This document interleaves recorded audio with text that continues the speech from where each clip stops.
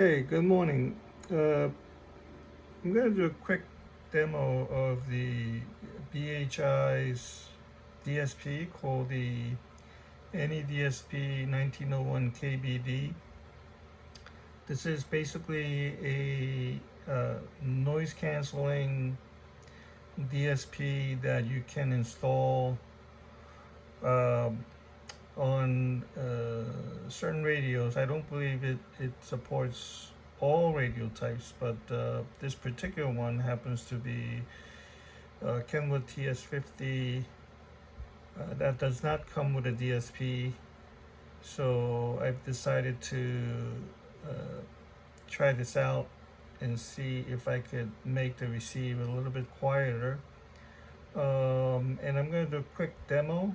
And the installation is, I would say, about intermediate. So you would need to have some good soldering skills, even though there's about 5 connections you have to solder onto the board. So if you're not confident, I would have someone who works on radios to have it installed so you don't damage the board while soldering. So anyway, I'm going to do a quick demo. The DSP unit is, when you turn on the radio, it doesn't have any memory, so it's off by default. So if you want to have it, if you want to use it, you'd have to push the button on top of the case here, which basically you need 2 holes drilled, and there's a little switch module that gets attached using double back tape. So I'm going to do a quick demo. So I'm going to first turn on the radio.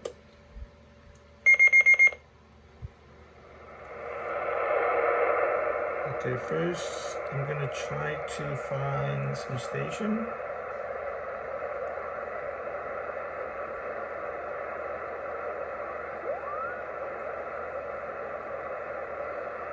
Now I don't have a good antenna, so right now I'm just using a temporary antenna, so I don't necessarily have the good receive.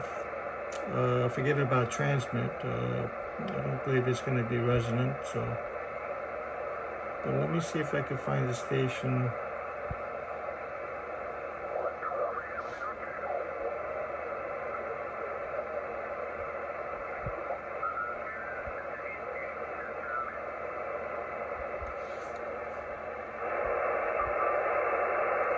Okay.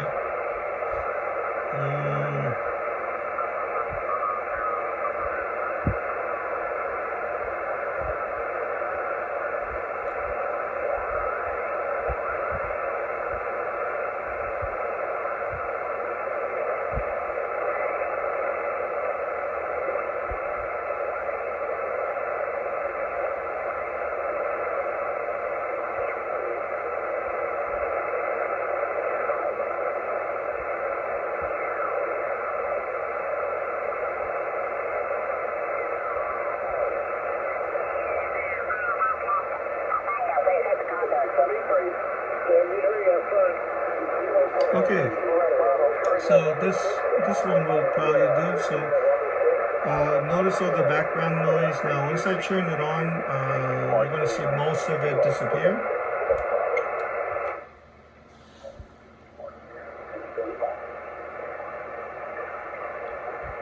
You do have to play around with the Fox 5 Papa Yankee India, Fox 5 Papa Yankee India, 5959 is on US 9549 is Oregon.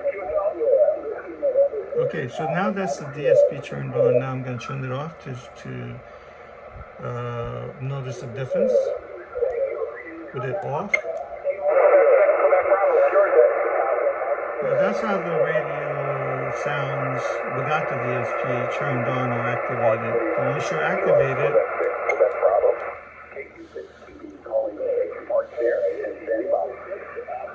that's a So it basically clears up all the background noise.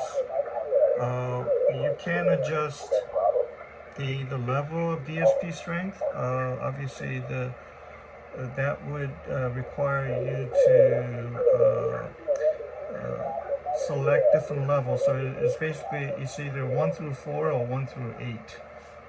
The way you do that is you would hold down the button and you would hear the number of beeps as increments, and then it goes back down to the default, which is 1. So let me try to demonstrate that real quick. Now that's the highest level. So now it's going to go down to level 1. Oh, I'm sorry, that's okay. Here you go. So you notice now it's doing too much cancellation, so I'm gonna back it down a little bit. Now that's level 1, level 2, level 3, level 4.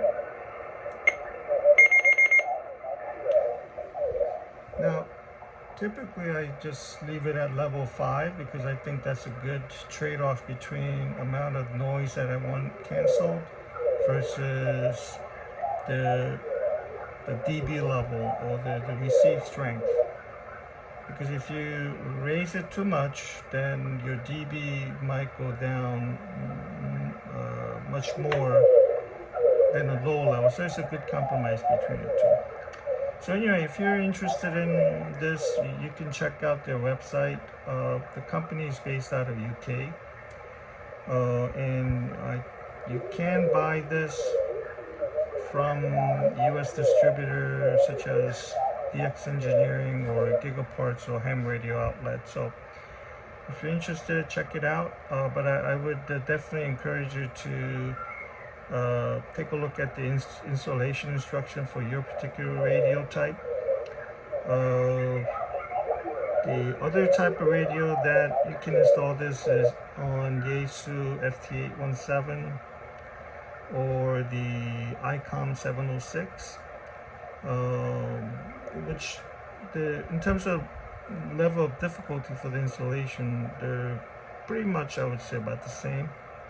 I've had a little bit of challenge installing it here because there's really not a whole lot of space in this area where you mount the switch, because they do get in the way with the speaker here. But before you actually drill, make sure you have enough clearance for the switch module that doesn't interfere with anything surrounding it. So other than that, it's a fun project if you're interested. Leave a comment if you have any questions. And